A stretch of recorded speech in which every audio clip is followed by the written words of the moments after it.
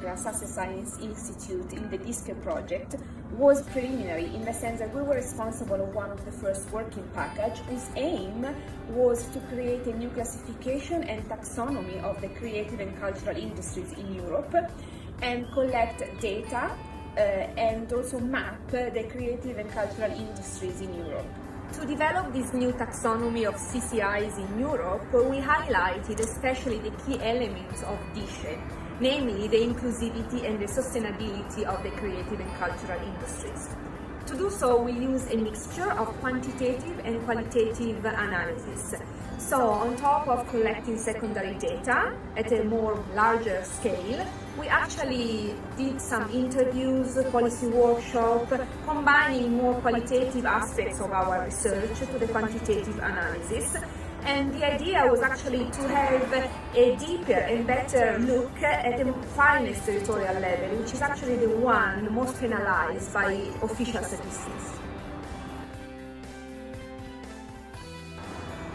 It is challenging to actually summarize our results in a few seconds, but if I had to distill what we found, I would say that, first of all, our research shows the need to collect data at a finer territorial scale, because what we found is that there is a huge regional variation, even within countries, in the growth and dynamics of the CCI sector.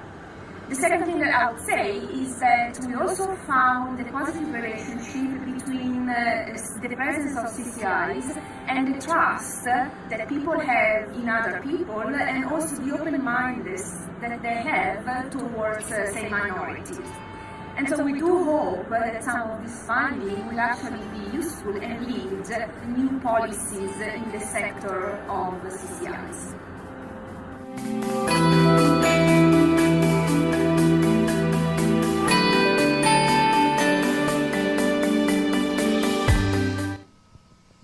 Hi everybody, and thanks for coming here. I'm Alessandro Crociata, Associate Professor at GSSI in L'Aquila.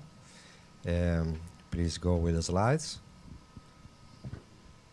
Okay, so GSSI is a research center that was born in 2013 after the suggestion of OECD that design a development strategy for the reconstruction, rebuilding of the city of L'Aquila after the earthquake that affected the city in 2009. Now GSSI has four main areas: social sciences, physics, maths and computer sciences. Social sciences hosts a PhD program with the main topic that are on urban and regional studies and of course cultural economics and territorial development. So let me kick off this panel with the sentences. Not everything that counts could be counted, and not everything that could be counted counts. Why I choose this sentence? Because for us it's very paradigmatic, because the main goal of VP2 is to identify, and to max, and to map, and to provide robust statistic analysis of CCIs all over Europe. The VP is organized, is articulated in four main deliverables, and that we develop in three main pillars. So working conceptually with people, and through focus group, urban forum, and webinar, and so on, and of course with data.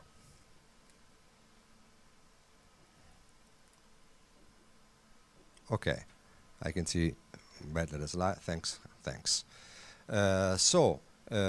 Each deliverable is articulated in three main pillars. So why, the aim of the deliverable, why, how, and the main message. So as for the D2.1, we try to perform a critical evaluation of CCI's perimeter.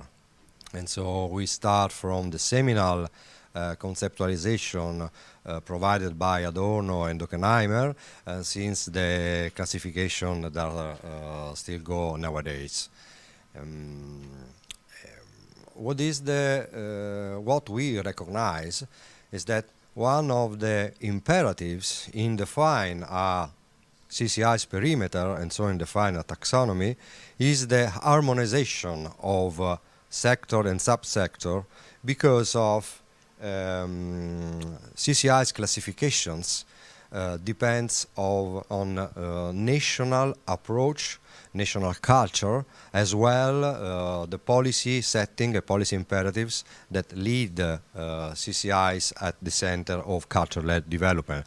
But from an European perspective, we have to go further in providing a comprehensive understanding on what CCIs are. So we provide new taxonomies revising the UNESCO UNCTAD, that for us is one of the most harmonized approach, introducing some sector, revising some of them. For instance, we introduce the GLAM, galleries, libraries, archives, and museums according to the ICOM suggestions.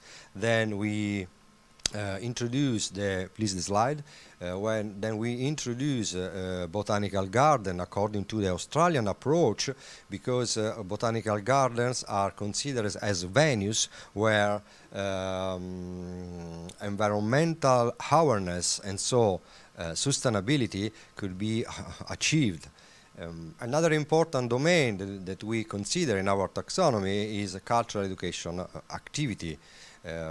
Yes, because according to the work plan of UNESCO, cultural education is the first pillar to achieve,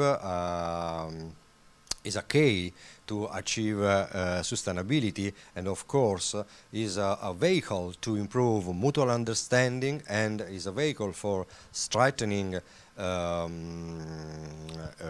multicultural inclusions.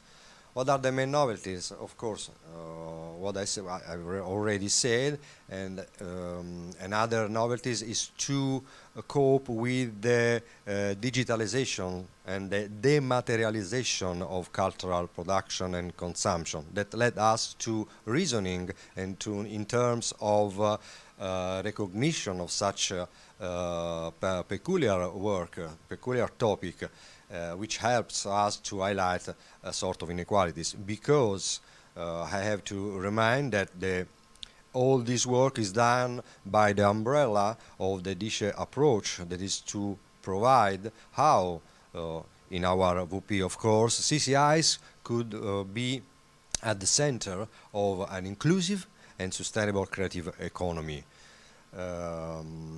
As for the D2.2, we try to operationalize data.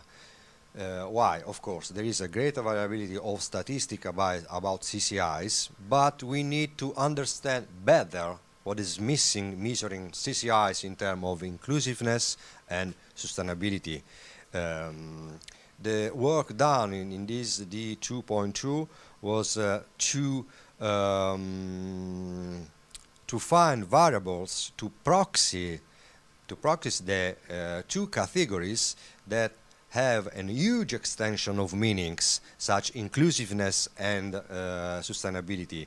And so they could be, if not managed well, an evaluation parameter in order to better define the performance of such industries. So just to give you an example, what we done, of course, we found sources and gathered data about the classical socioeconomic variables and proxy, like GDP and so on.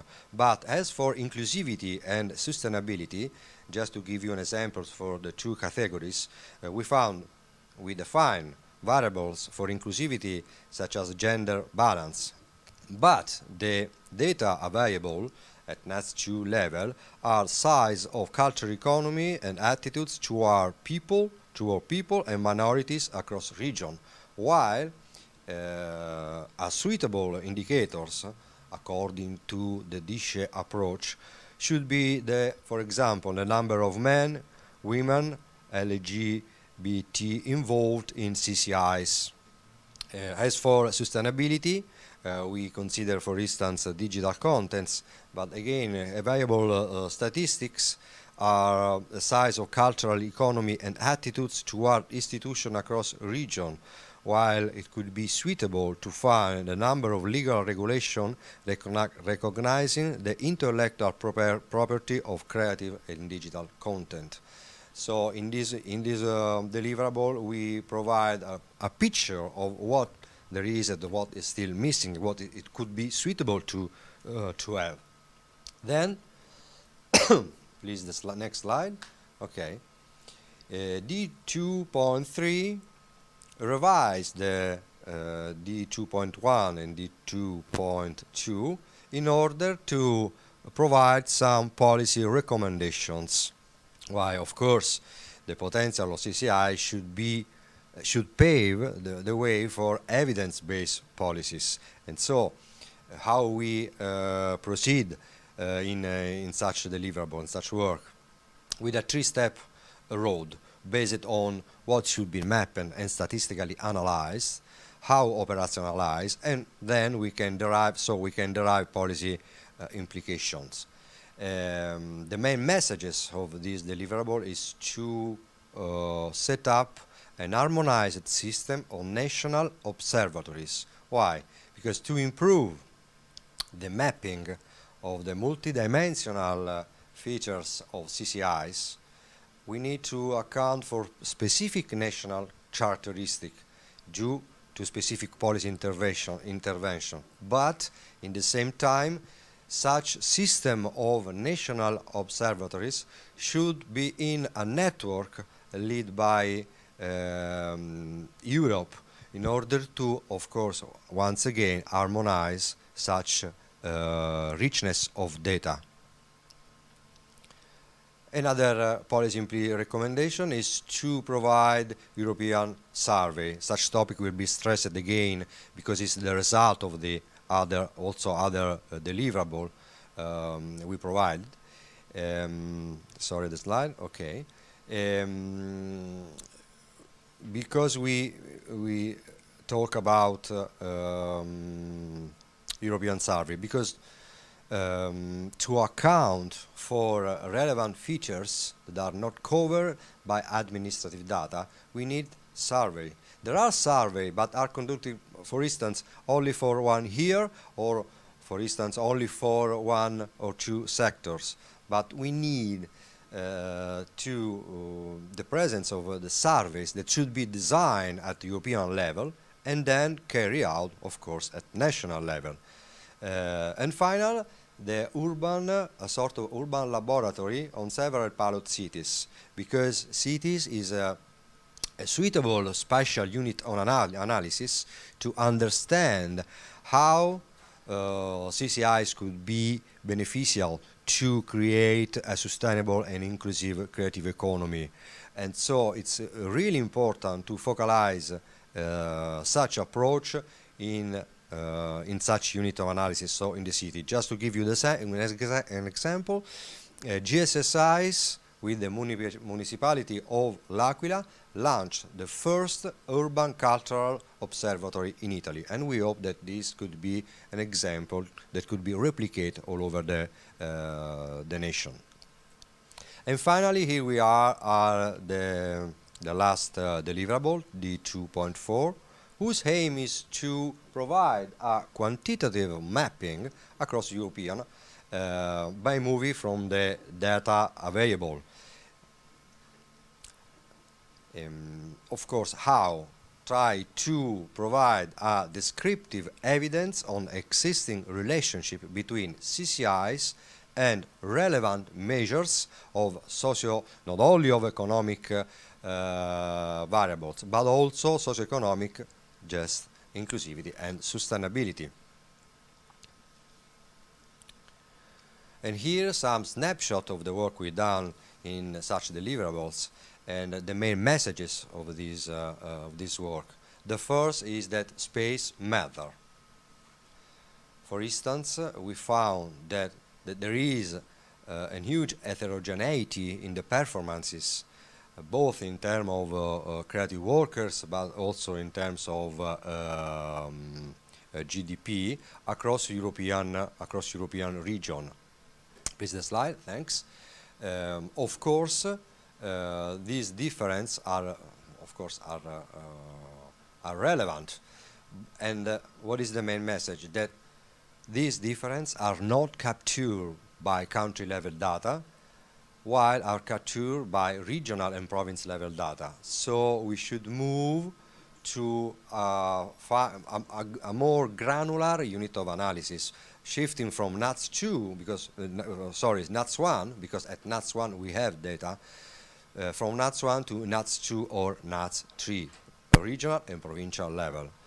Data show, of course, a positive relationship between the presence of CCIs and many aspects of sustainability and inclusiveness.